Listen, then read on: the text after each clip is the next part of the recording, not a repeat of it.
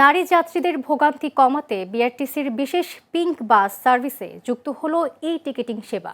ঢাকা, চট্টগ্রাম ও বগুড়ায় চলাচলকারী ১৪টি মহিলা বাসে এখন থেকে পজ মেশিনের মাধ্যমে সহজে টিকিট কাটা যাবে। টিকিটিং প্ল্যাটফর্ম সহজের সহযোগিতায় তেজগাঁও বিআরটিসি ডিপোতে এই প্রযুক্তি নির্ভর কার্যক্রমের উদ্বোধন করা হয়।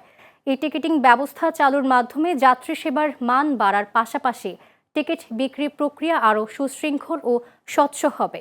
এই সেবাটি সুচারুভাবে পরিচালনার লক্ষ্যে সহজের বিশেষজ্ঞ দল বিআরটিসির বাসের কন্ডাক্টরদের পজ মেশিন ব্যবহারের উপর হাতে কলমে প্রশিক্ষণ দিয়েছে।